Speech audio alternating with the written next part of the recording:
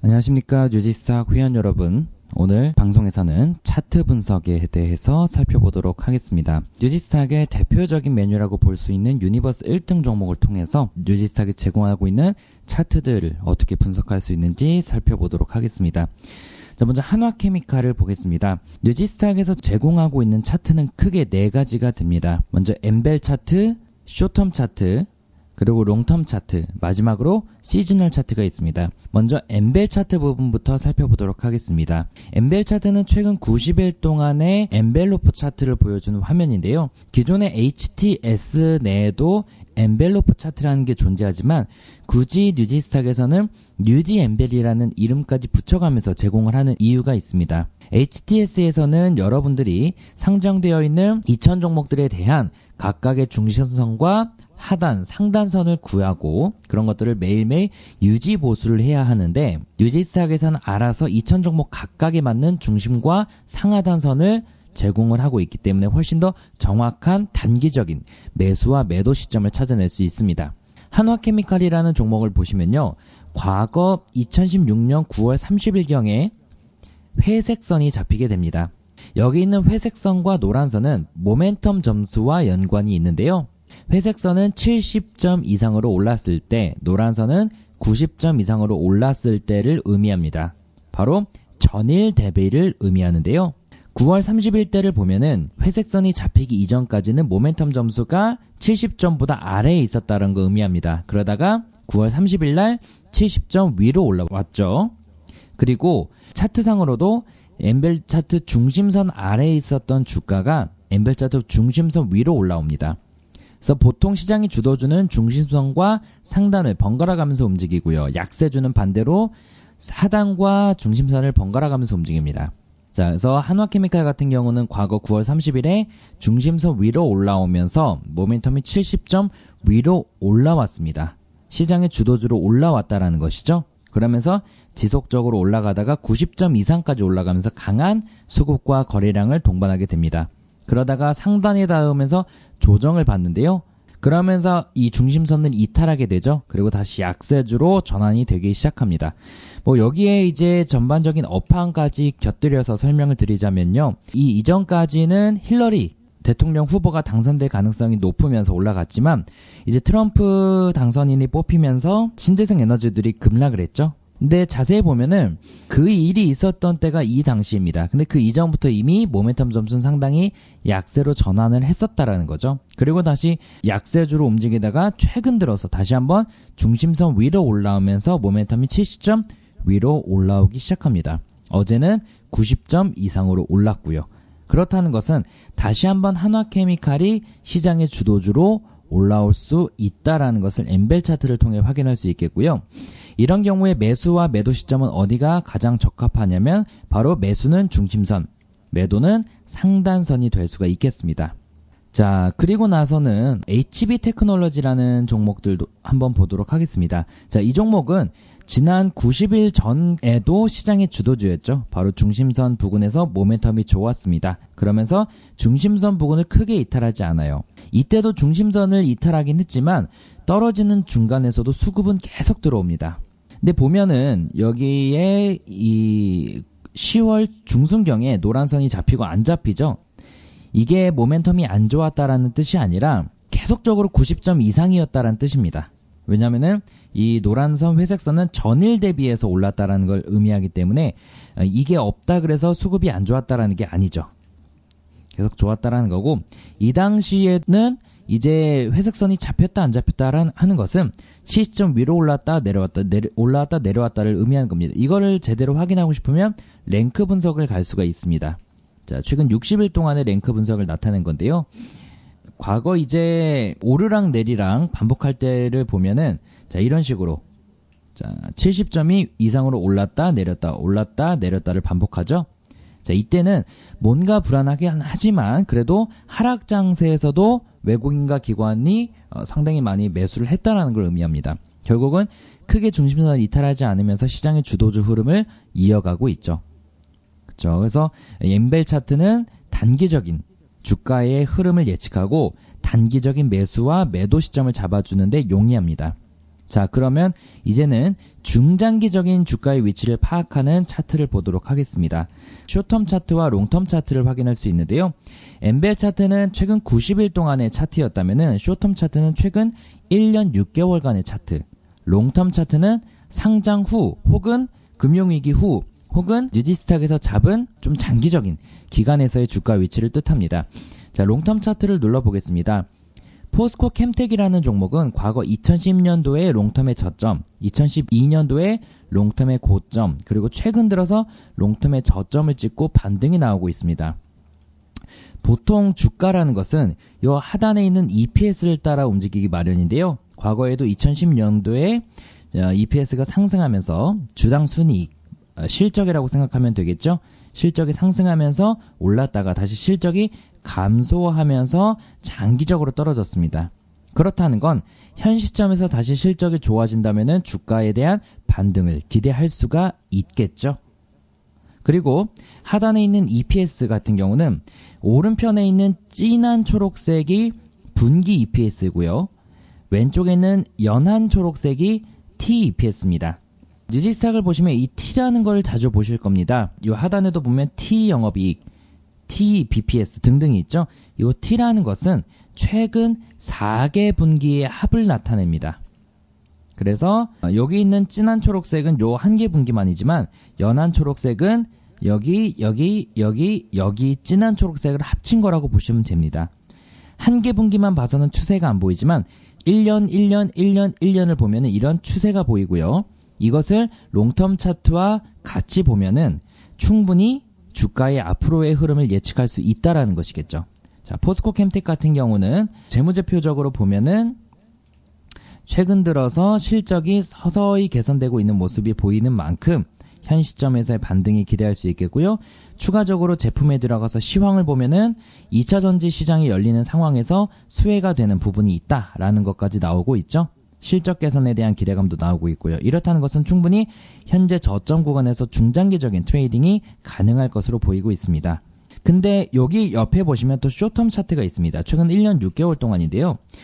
주가라는 것은 장기적으로 오르락 내리락을 반복하더라도 오르는 상황에서도 아래 위를 번갈아 가면서 움직이고요. 내려가는 상황에서도 마찬가지로 번갈아 가면서 움직이고 있습니다. 그 번갈아 가는 움직임을 나타내는 게 숏텀 차트인데요. 현재 포스코 캠텍 같은 경우는 장기적으로는 저점이지만 중기적으로는 고점입니다. 그렇다는 것은 중기적으로는 한번 조정이 나타날 수도 있다라는 거죠. 아니면 숏텀을 뚫고 그대로 올라갈 수도 있습니다. 추세가 살아나면서. 결국 숏텀이라는 것은 조금 더 장기적인 주가 위치에서 조금 더 중기적인 매수 시점을 잡아주는 데 도움이 되는 차트라고 보실 수가 있겠습니다. 요 밑에 내려보시면 인포바인이라는 종목도 현재 주가 위치가 저점이죠. 자, 롱텀 차트를 보시면요.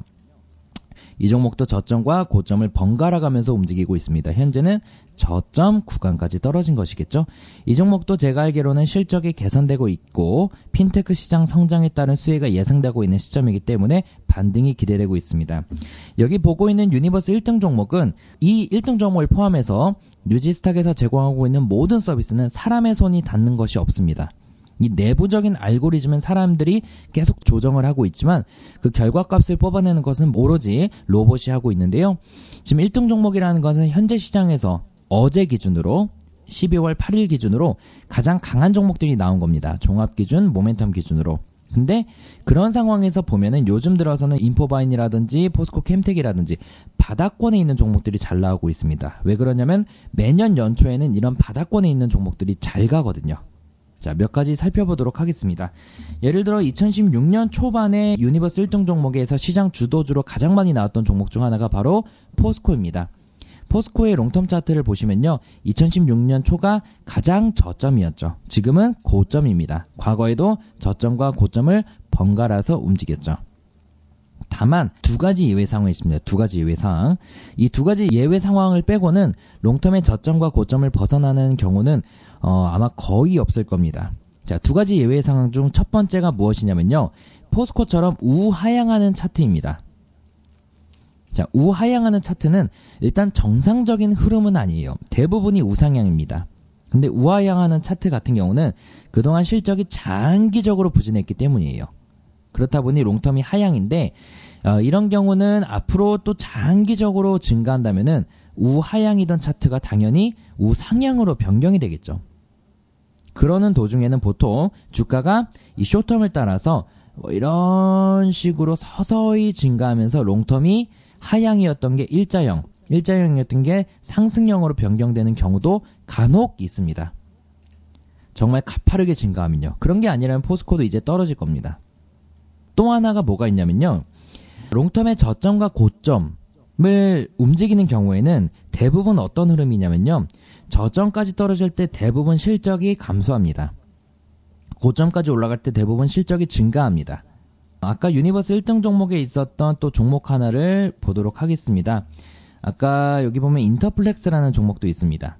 이 종목도 연초에 유니버스 1등 종목에 상당히 자주 나왔었는데, 자, 해당 종목도 보시면 과거 가장 실적이 좋았던 때에 주가는 가장 고점이었고 실적이 감소하면서 주가는 떨어집니다. 그런데 요즘 들어서 실적이 회복이 되면서 가파르게 올라가죠.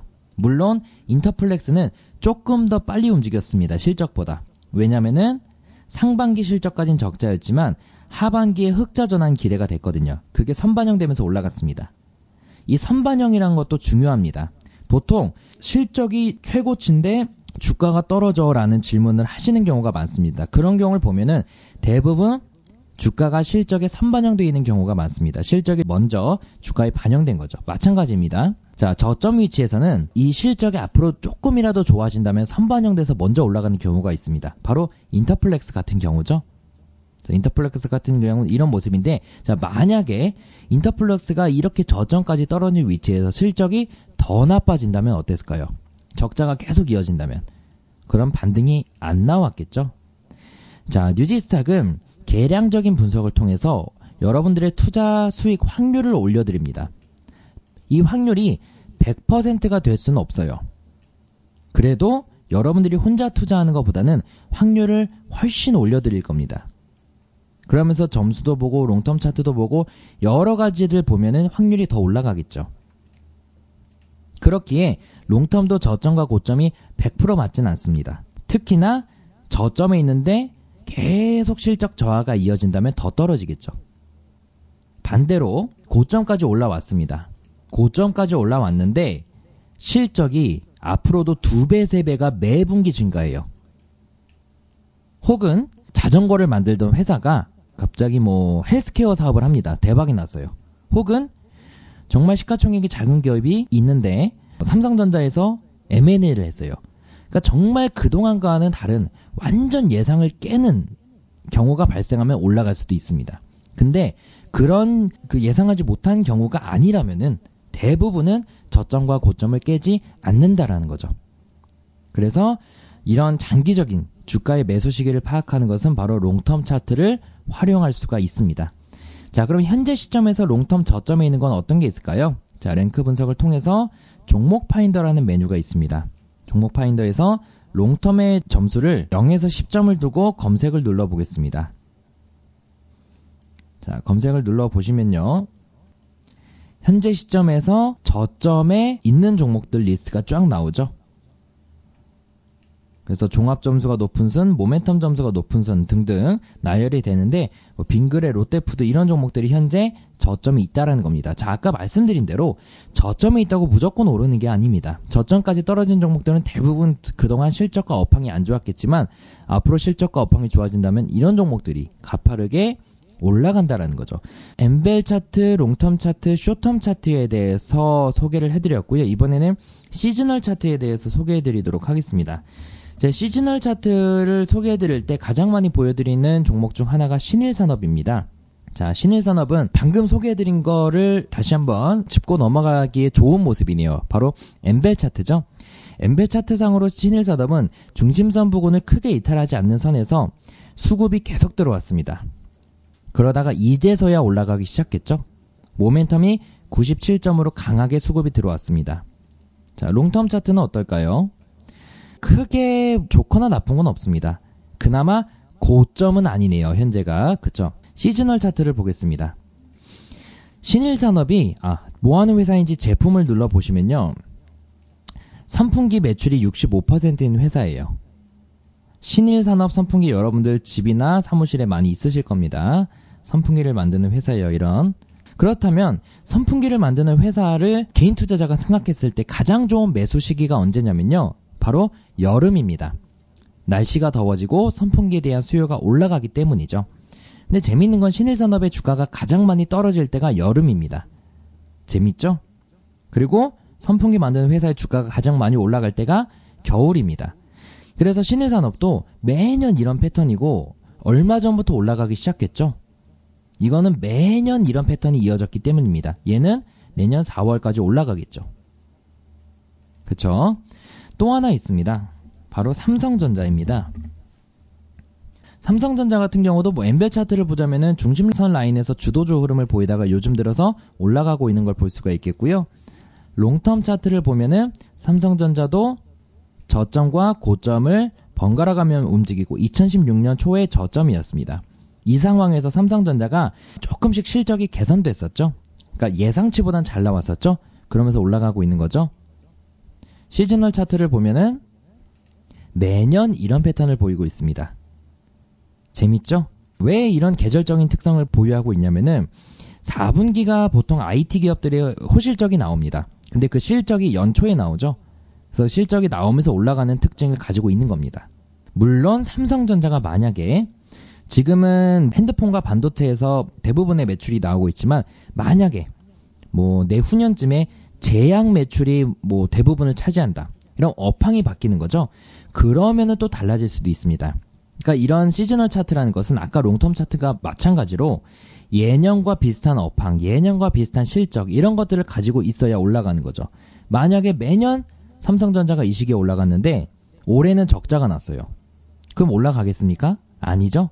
대신 적자가 났어도 많이 떨어지진 않습니다. 덜 떨어지거나 덜 오르거나 이 패턴 자체는 크게 벗어나지 않는다는 것이겠죠. 자, 또 하나 있습니다. 50이라는 종목이 있어요. 자, 50이라는 종목을 보면은 제품을 보시면요. 미세먼지 황사 테마주죠. 마스크 이런 거를 생산하고 있기 때문에 그렇기 때문에 매년 초에 중국에서 황사가 불어오면 올라갑니다. 이거는 내년 초에 또 관심을 가져보면 되겠죠. 50은 황사가 오고 올라가는 걸 알고 있고 실제적으로도 황사가 오면 올라갑니다. 근데 아까 봤던 신일산업은 어떻죠? 우리가 생각하는 거랑 반대로 움직입니다. 그래서 이 시즈널 차트 충분히 잘 활용할 수가 있고요. 그래서 제가 오늘 보여드린 차트들은 계절적인 특성이 강합니다. 근데 한 절반 정도의 종목들은 이런 흐름이에요. 그냥 왔다 갔다 합니다. 이런 것들은 계절적인 특성이 없는 거고 크게 움직이는 것들만 계절적인 특성이 있다라고 생각을 하시면 될 것 같습니다. 또 하나 종목 중 하나가 있습니다. 오텍이라는 종목인데요. 자, 오텍이라는 종목도 올해 관심을 많이 받았던 종목이고, 자, 이 종목도 연초에 저점이었습니다. 유니버스 1등 종목에 올해 들어 가장 많이 나온 종목 중 하나가 오텍이었습니다. 연초부터. 근데 그 당시 실적이 가파르게 증가할 것이라는 시장의 전망치가 나왔죠. 그랬더니 어떻죠? 이것도 선반영돼서 올랐다가 이제는 롱텀의 고점에 닿다 보니까 선반영이 해소되면서 떨어지죠. 그쵸? 참 이게 재밌습니다. 한미약품도 있습니다. 한미약품은 작년에 가장 많이 나온 종목이었어요. 2015년에. 왜냐면 저점이었거든요. 이게 저희가 유니버스 1등 종목은 롱텀의 위치를 넣지 않습니다. 오로지 모멘텀만 보거나 종합만 봐요.